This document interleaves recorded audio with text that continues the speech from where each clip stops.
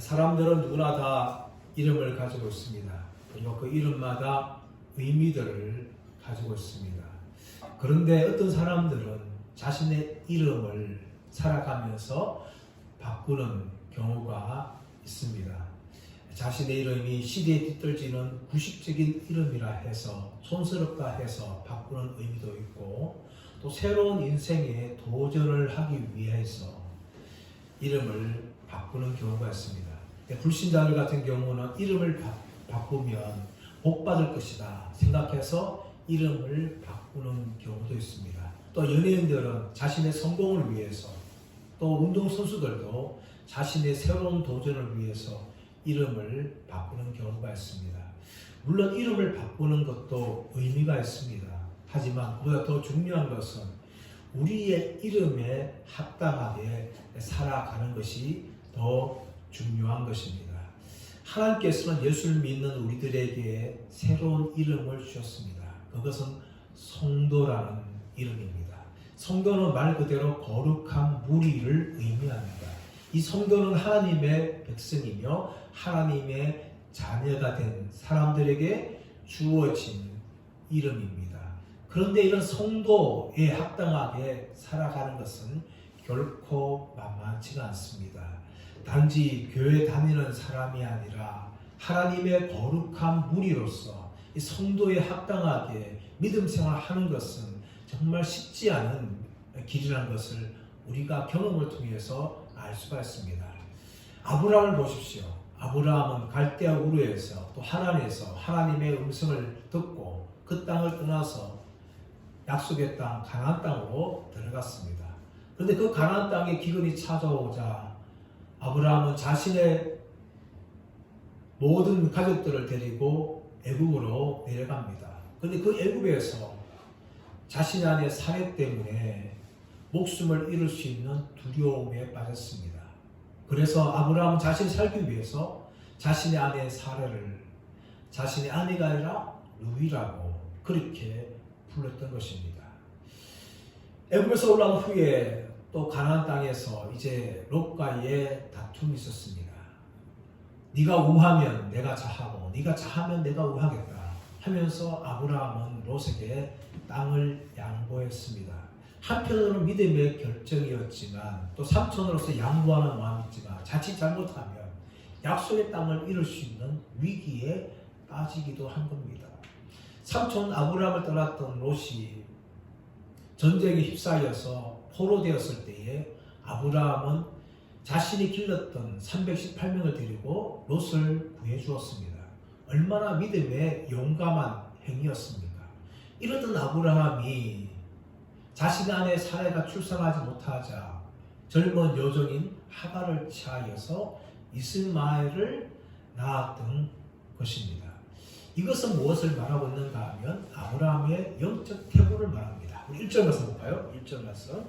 아브라함이 99세 때에 여호와께서 아브라함에게 나타나서 그에게 이르시되 나는 전능한 하나님이라 너는 내 앞에서 행하여 완전하라. 아브라함이 99세 때에 여호와께서 아브라함에게 나타나셨습니다. 그런데 앞에 사건을 보게 되어지면 아브라함이 86세 때 있었던 일입니다. 그런데 이 13년 세월을 넘어서 하나님이 99세 때에 아브라함에게 나타나셨다는 것입니다. 이것은 무엇을 말합니까? 하나님께서 침묵하셨다는 거예요. 13년이라는 세월 동안 하나님은 아브라함에게 침묵을 하셨습니다.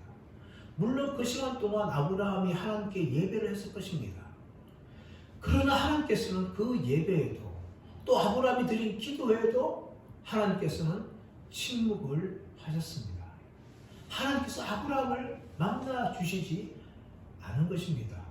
이 13년의 시간은 아브라함과 하나님과의 사이에 어떤 영적인 전진도 없던 그런 영적 퇴보의 시간이었습니다.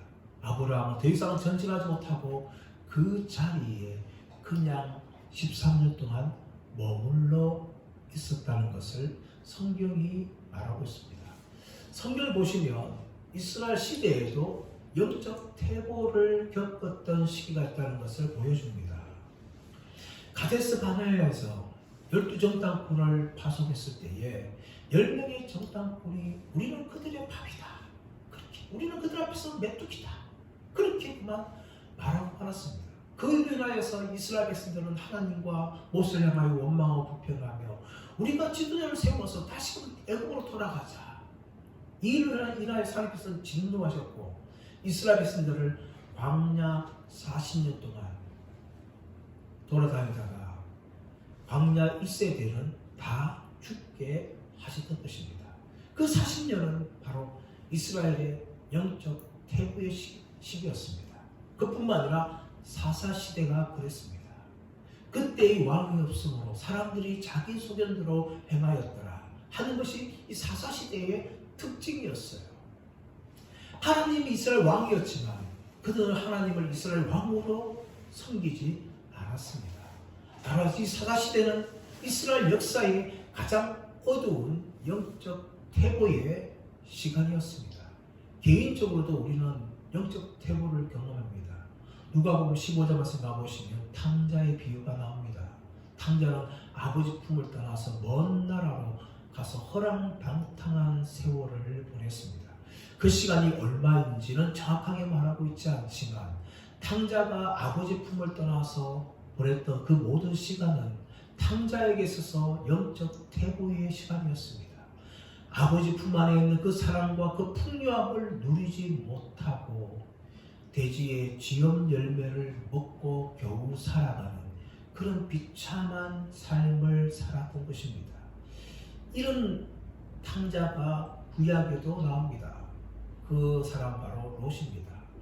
롯은 아브라함을 따라서 가나안 땅에 들어갔고 아브라함이 가는 곳마다 이 삼촌 아브라함과 따라다녔습니다. 하지만 자신의 소유가 풍부해지자 아브라함과 다투며 아브라함을 떠나서 소돔과 고모라 땅으로 가고 말았던 것입니다. 영적 탕자의 길을 롯이 걸어갔습니다. 이처럼 누구나 영적 퇴보의 시간을 보내고 있는데 바로 아브라함에게 13년이라는 세월은 영적 퇴보의 영적 침체의 시간이었습니다. 가나안 땅에 들어가자 하나님께서 약속을 하셨습니다. 내가 내 이름을 창대하게 하고 너로 말미암아 많은 민족을 만들어 주겠다. 그러나 시간이 지나갈수록 이 하나님의 약속이 이루어질 것 같은 기미가 보이지 않습니다. 그래서 사레의 말을 듣고 젊은 여종 하갈을 취하였고 아들을 낳게 되었습니다. 하나님께서는 이 하갈을 통해서 하갈이 낳은 아들을 이스마엘이라고 부르셨습니다. 그런데 이 이스마엘은 하갈이 광야에서 고통하는 모습을 보고 주신 이름입니다. 하나님이 들으셨다라는 이름을 주셨지만 아브라함의 기도를 들으신 것이 아니라 하갈의 고통하는 모습을 보시고 하나님이 주신 이름입니다. 그러므로 이스마엘은 바로 아브라함의 육신의 열매였어요. 하나님을 불신하는 그런 열매에 불과했습니다. 그러므로 그 이후로 하나님께서는 아브라함에게 13년 동안 침묵을 하셨고 아브라함은 하나님과의 관계에서 더 이상 발전하지 못하는 그런 세월을 보내고 말았던 것입니다. 사랑하는 여러분, 우리의 믿음의 길에 있어서도 영적 퇴보의 길을 걸어갈 수가 있습니다. 날마다 믿음을 가지고 앞으로 천성을 향하여 나아가야 되는데 우리의 삶이 때로는 그렇지 못할 때가 많은 것입니다. 아브라함의 경우는 아브라함만 아니라 오늘날 믿음의 길을 걸어가는 우리 모두에게 주시는 말씀입니다. 사랑하는 여러분, 우리 모두가 다 이 영적 퇴보를 경계하는 분들 되시기를 예수님의 이름으로 축원합니다. 두 번째 오늘 말씀은 하나님의 전능하심을 믿어라 라고 말씀합니다. 1절 말씀 다시 보시면 여호와께서 아브라함에게 나타나서 그에게 이르시되 나는 전능한 하나님이라 너는 내 앞에서 행하여 완전하라. 하나님께서는 아브라함에게 계시를 하시면서 나는 전능한 하나님이다 라고 말씀하고 있습니다. 여러분, 그런데 하나님께서 아브라함에게 나타나신 때는 언제입니까? 아브라함에게 조금이라도 가능성이 있던 13년 전이 아니었습니다. 아브라함은 그때 86세였지만 젊은 요정이었던 하갈을 통해서 이스마엘을 낳았습니다. 그때 하나님께 나타나셔서 아브라함에게 말씀하신 것이 아닙니다. 언제 나타났습니까? 아브라함이 99세 때에, 또 사라가 90세가 되었을 때에, 더 이상 인간적으로 보았을 때에 소망이 없을 때에 하나님이 아브라함에게 다시 나타나신 것입니다. 그리고 그 아브라함을 통해서 하나님께서 아들을 낳을 것이라고 그렇게 약속하신 것입니다. 하나님께서 일하실 때는 언제입니까? 바로 우리 인간들의 소망, 인간들의 가능성이 다 끊어질 때입니다. 그때가 바로 하나님께서 일하실 때입니다. 우리가 가능성이 있고 우리가 능력이 있을 때에 우리는 우리의 힘으로 얼마든지 일할 수가 있습니다. 그때 하나님의 일하심을 기대하지도 않고 스스로의 힘을 가지고 일을 할 수 있다라고 생각하고 또 일을 해내기도 합니다. 하지만 그때는 하나님께서 일하시지 않습니다. 네 힘으로 해봐라. 하나님이 가만두시죠. 그러나 우리 인간의 소망과 인간의 능력이 다 끊어졌을 때에 하나님은 그제서야 일하십니다. 그럴 때에 우리는 하나님께서 나를 위해서 일하셨다는 것을 인정할 수 있기 때문입니다. 하나님께서 아브라함이 99세 때에 나타나셔서 나는 전능한 하나님이다 라고 말씀하신 것도 그것입니다.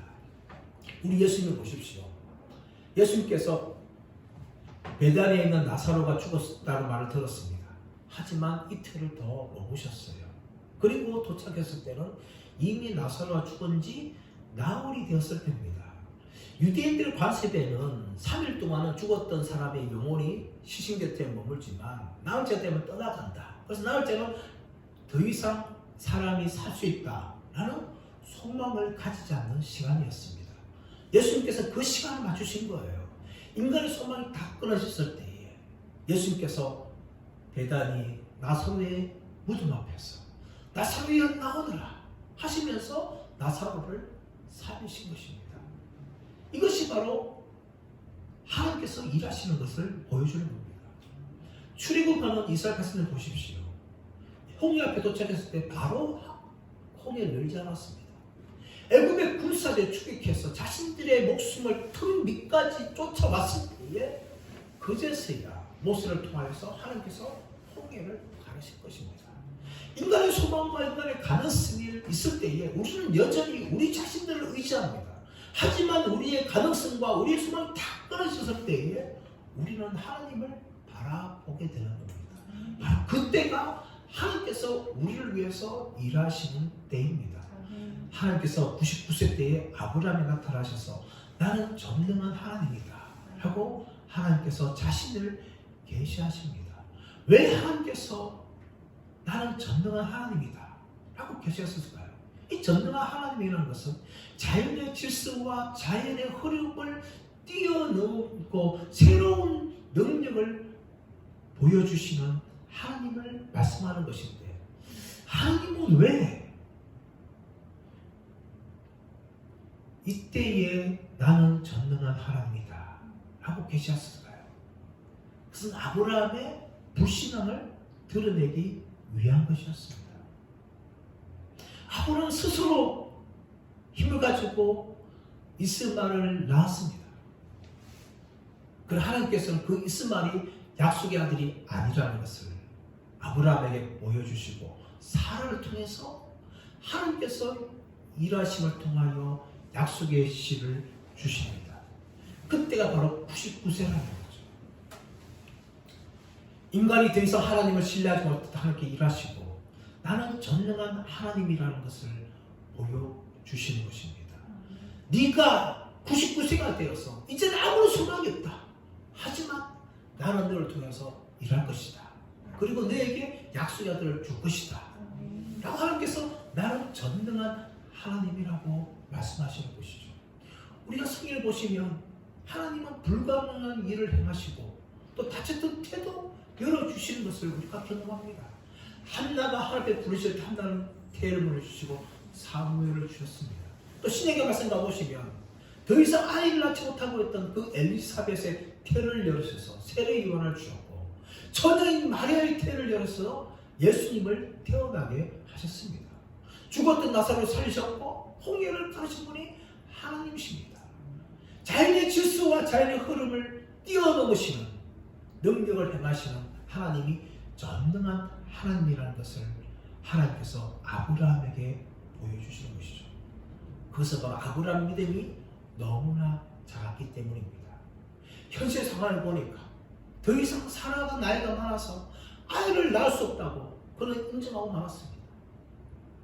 그래서 그는 현실 앞에서 타협을 하며 젊은 여종 하가를 취한 것입니다. 이런 아브라함에게 하나님은 나는 전능한 하나님이다. 나는 현실의 상황과 자연의 질서에 굴복되지 않는 하나님이다. 라는 것을 말씀하기 위해서 나는 전능한 하나님이다. 라고 하나님께서 말씀하실 것입니다. 그리고 더 나아가서 이 전능한 하나님이라는 것은 새로운 힘과 능력을 공급하시고 돌보아 주시는 하나님이라는 것을 말씀하는 겁니다. 이 전능한 이라는 단어가 히브리어 사드입니다. 사드는 어떤 의미가 있는가 하면 여인의 젖가슴을 의미합니다. 어머니가 아이에게 자신의 영양분을 가슴을 통해서 나누어 주듯이 하나님께서는 지쳐있는 하나님의 백성들, 절망에 빠져있는 하나님의 백성들에게 힘을 주시고 능력을 공급해 주시는 하나님이라는 것을 지금 보여주고 있습니다. 99세가 된 아브라함, 90세가 된 사라, 더 이상 인간의 가능성으로는 생산하지 못하는 그런 현실 상황이 있을 때 하나님께서는 그들에게 새로운 능력을 공급하셨어. 이삭이라는 약속의 아들을 주신 것입니다. 사람 여러분, 그러므로 우리가 인생을 살아가면서 내 힘으로 더 이상 소망이 없을 때에, 절망만 있을 때에, 현실 상황이 안담할 때에, 어두울 때에, 희망이 없을 때에 우리는 하나님께 나아가야 합니다. 하나님께 나아가서 그 하나님의 힘을 공급받고 하나님의 능력을 공급해야 됩니다. 이사야 40장 28절에서 30절 말씀 보시면 너는 알지 못하였느냐 듣지 못하였느냐 영원하신 하나님 여호와 땅끝까지 창조하신 이는 피곤하지 않으시며 곤비하지 않으시며 명철이 한이 없으시며 피곤한 자에게는 능력을 주시며 무능한 자에게는 힘을 더하시나니 소년이라도 피곤하며 곤비하며 장정이라도 넘어지며 쓰러지되 오직 여호와를 앙망하는 자는 새 힘을 얻으리니 독수리가 날개치며 올라감 같을 것이요 다른 박질을 하여도 곤비하지 아니하겠고 걸어가도 피곤하지 아니하리로다. 아멘. 사랑 여러분, 여호와를 앙망하십시오. 하나님을 바라보십시오. 그 하나님 바라보면 우리가 독수리가 날개치며 하늘을 올라가듯이 우리 가운데 있는 현실의 절망과 상황을 이길 수 있는 새 힘과 능력을 주실 줄 믿습니다. 하나님께서는 아브라함에게 나는 전능한 하나님이다 라고 말씀하신 후에 너는 내 앞에서 행하여 완전하라 라고 말씀합니다. 너는 내 앞에서 행하라. 이 말은 무슨 말인가 하면 너는 내 얼굴 앞에서 스스로 걸어라 이렇게 말씀하는 겁니다. 여러분, 이것은 무엇을 말하고 있습니까? 나는 전능한 하나님인데 전능한 하나님 맞게 너는 내 인생을 살아가야 된다 라는 것을 말하는 것입니다. 하나님께서는 아브라함에게 자기 계시를 하셨어요. 알려주셨어요. 어떤 분을 알려주셨습니까? 나는 전능한 하나님이다 라고 아브라함에게 알려주셨는데 그 전능한 하나님을 의지하였어요. 그 이름에 합당하게 너는 믿음으로 살아가야 한다 라는 것을 하나님께서 말씀하시는 것입니다. 사람 여러분, 이것을 무엇을 말하고 있습니까? 우리가 하나님을 아는 만큼 우리는 그 아는 지식에 합당한 믿음의 삶을 살아가야 한다는 것을 말씀하는 것입니다. 그러나 안타깝게도 우리는 지식적으로는 하나님을 많이 알고 있지만 우리의 삶에서는 하나님을 아는 지식만큼 살아가지 못할 때가 얼마나 많은지 모릅니다. 하나님 아는 지식과 우리의 삶이 동떨어질 때가 참 많습니다. 믿음이 좋다는 것은 무엇을 말합니까? 하나님 아는 지식만큼 그 지식에 합당한 삶을 살아가는 것이 바로 믿음이 좋은 것입니다. 교회를 열심히 다니고 교회에서 봉사 많이 하는 것, 그것은 하나의 모습일 뿐입니다. 정말 믿음이 좋다는 것은 내가 하나님을 아는 만큼 우리의 삶이 똑같이 따라가는 것이 바로 믿음이 좋다는 것을 말합니다. 그런데 우리 현실은 하나님을 아는 것만큼 우리의 믿음이 따라가지 못할 때가 많습니다. 그래서 우리는 어떻게 해야 됩니까? 하나님 아는 지식을 우리의 삶에 적용해야 돼요. 적용해서 이 지식만큼 우리의 삶이 따라가게 해야 되는 겁니다. 나는 부족하고 연약하지만 하나님이 이런 분이시기 때문에 내가 그 하나님을 내 삶 가운데 모시고 그 하나님 붙잡고 그렇게 살아가야 되는 거죠. 하나님께서 이 아브라함에게 너는 내 앞에서 행하라 라고 말씀하신 뒤에 완전하라 라고 말씀하십니다. 너는 내 앞에서 행하고 너는 내 앞에서 완전하라. 이 완전한 단어는 히브리 단어가 타밈이라는 단어인데 이 단어는 레위기에서 제물이 하나님 앞에 온전한 제물일 때 타밈이라는 단어를 사용했어요. 그렇다면 이것은 무엇을 말하고 있는가 하면 아브라함이 하나님 앞에서 온전하라는 거예요. 이 온전하는 것은 도덕적인 순결을 말하는 거죠. 지금 아브라함은 16장에서 불신앙을 가지고 이스마엘을 낳았습니다. 그 불신앙의 죄를 하나님 앞에서 회개하라. 이것을 요구하는 거죠. 그리고 더 나아가서 뭡니까? 절대적인 믿음을, 순수한 믿음을 가지고 살아라 라고 말하는 것입니다. 하나님께서 나는 전능한 하나님이다 라고 말씀하셨기 때문에 이제는 내 과거의 불신앙을 버리고 전능한 하나님을 믿고 살아가라. 이렇게 말씀하는 거죠. 그것이 하나님께서 기뻐하는 것입니다. 우리 예수님께서도 무엇을 기뻐하셨습니까? 예수님을 절대적으로 의지하는 믿음을 가진 사람들을 예수님께서는 기뻐하셨어요. 누가복음 7장 말씀 가보시면 백부장 이야기 나오지 않습니까? 백부장이 자신의 종이 병들었을 때 사람들 모여서 자신의 병을 고쳐달라 라고 하면 예수님께서 친히 가겠다. 아닙니다 주님, 지금 오지 마십시오. 말씀만 없었어. 그러면 내 종이 고쳐받기 믿습니다. 예수님 기뻐하는 거죠. 이스라엘 중에도 이만한 믿음을 가진 사람을 볼 수 없다 하면서 백부장 믿음을 칭찬하신 것입니다. 마가복음 7장에도 귀신 들린 여인 자신의 딸을 데려온 수르보니게 여인의 이야기가 나옵니다. 예수님께 거절하죠. 자연의 떡을 취하여서 개에게 줄 수 없다. 그럴 때에 이 여인은 그냥 가지 않았습니다. 실망하고 돌아가지 않았습니다. 어떻게 합니까? 개라도 주인의 상에서 떨어지는 부슬기를 먹습니다. 주여 불쌍히 여겨주옵소서 하면서 끝까지 매달렸어요. 그래서 예수님께서는 그 여인을 향하여 내 믿음이 크도다 라고 예수님이 칭찬하신 것입니다. 하나님 바로 그 하나님을 향하여서 전능하신 하나님을 향하여서 합당한 믿음을 가지고 있는 사람들 기뻐하시고 그 믿음을 가지고 살아가라 라고 아브라함에게 말씀하시는 것입니다. 사람 여러분, 우리의 현실은 여전히 절망적이고 어두울 때가 참 많습니다. 그러나 지금도 살아계신 전능하신 하나님을 믿고 의지하며 그 하나님과 함께 우리의 믿음의 삶을 걸어가신 은혜가 있으시기를 예수의 이름으로 축원합니다. 세 번째로 우리는 새로운 기회를 붙잡아야 합니다. 2절 말씀 볼까요? 2절 말씀 시작. 내가 내 언약을 나와 너 사이에 세워두어 너를 크게 번성하게 하리라 하시니. 자, 7절 8절 시작. 내가 내 언약을 나와 너 및 내 대대 후손 사이에 세워서 영원한 언약을 삼고 너와 내 후손 사이에 후손의 하나님이 되리라. 내가 내와 내 후손에게 내가 거류하는 이 땅 곧 가나안 온 땅을 주어 영원한 기업이 되게 하고 나는 그들의 하나님이 되리라. 아멘. 하나님께서 아브라함과 아브라함 후손에게 언약을 다시금 체결하면서 막스하시는데 사실 이 언약 체결은 이미 있었던 내용이었어요. 창세기 15장에서도 있었던 내용이었고 그 12장부터 출발할 때부터 하나님께서 내 이름을 창대하겠고 내 민족을 너를 통해서 민족이 나게 하겠다. 이미 다 약속하신 내용이에요. 그런데 여러분 이 2절과 7절 8절에서 맺던 이 언약에 하나의 새로운 단어가 들어갑니다. 그 단어가 무엇인가 하면 영원한 언약입니다. 영원한 언약. 내가 너와 내 후손 사이에 영원한 언약을 삼고 또 내가 내 후손에게 영원히 이 땅을 주겠다 하면서 영원이라는 단어가 들어가는 거죠. 이것을 통해서 하나님께서는 불신앙에 빠졌던 그 아브라함에게 13년 만에 나타나셨어.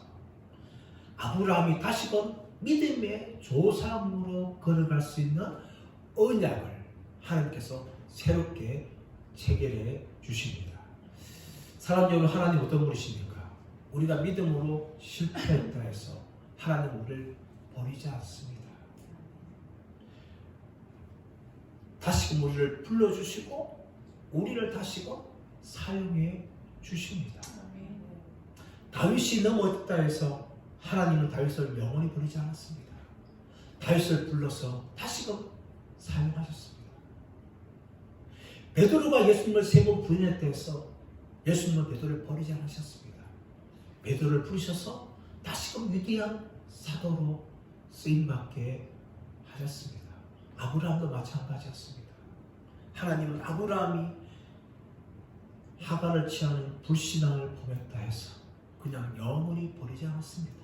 13년 만에 나는 전능한 하나님이라 너는 내 앞에서 행하여 완전하라 라고 말씀하신 후에 아브라함과 언약을 다 체결하면서 그 언약이 단순한 언약이 아니라 깨어지지 않는 영원한 언약을 아브라함과 아브라함의 후손에게 주시고 그 언약을 통해서 하나님께서 그 약속의 땅을 영원히 주시겠다라고 말씀하신 것입니다. 사랑하는 여러분, 이것이 바로 우리 하나님이십니다. 우리 때로 실패하고 넘어진다 할지라도 하나님은 우리에게 새로운 기회를 주십니다. 그뿐만 아니라 우리를 새로운 존재를 바꾸어 주시죠. 자, 3절에서 5절 말씀 보십시오. 3절 5절 말씀 보시면 아브라함이 엎드렸더니 하나님이 또 그에게 말씀하여 이르시되 보라 내 언약이 너와 함께 있으니 너는 여러 민족의 아버지가 될지라 이제 후로는 내 이름을 아브라함이라 하지 아니하고 아브라함이라 하리니 이는 내가 너를 여러 민족의 아버지가 되게 함이니라. 여러분, 여기서 하나님께서 아브라함을 아브라함으로 새로운 이름을 주십니다. 이름을 바꾼다는 것은 단지 이름만 바꾸는 것이 아니라 그 의미가 무엇인가 하면 새로운 인격으로 새로운 존재로 변화시킨다는 그런 의미가 이름을 바꾸는 의미가 있는 것이죠. 천사와 씨름했던 그 야곱을 향하여서 하나님께서는 너는 더 이상 야곱이라 하지 말라. 내 이름을 이스라엘이라 하라. 라고 말씀하신 것이죠. 또 예수님께서는 베드로를 불러서 너는 더 이상 시몬이라 하지 말고 베드로라 하라. 또 다메섹 도성에서 예수를 만났던 사울을 바울로 그렇게 불러주십니다. 여러분, 이처럼 아브라함이 아브라함으로 바뀐 것은 새로운 인생과 새로운 존재로 위해 변화를 의미합니다. 아브라함은 존귀한 아버지, 한 가정에서 높은 아버지를 이야기합니다. 하지만 아브라함은 열국의 아버지, 여러 민족의 아버지입니다. 이제는 한 가정에 존경받는 아버지가 아니라 아브라함이 되어서 예수를 믿는 모든 하나님의 백성들의 믿음의 조상의 자리로 아브라함을 바꾸어 주시겠다라고 하나님이 약속하고 있는 것입니다. 이처럼 하나님께서는 아브라함을 아브라함으로 새로운 존재로 변화시킬 뿐만 아니라 그에게 한 가지 더 축복하시는데, 자 6절 말씀 보십시오. 내가 너로 심히 번성하게 하고 내가 내게서 민족들이 나게 하며 왕들이 내게로부터 나오리라. 왕들이 내게로부터 나오리라. 여러분, 하나님께서는 지금까지는 아브라함에게 여러 민족이 나오게 하겠다라고 말씀하시는데 이제는 더 언약이 추가되어서 뭡니까?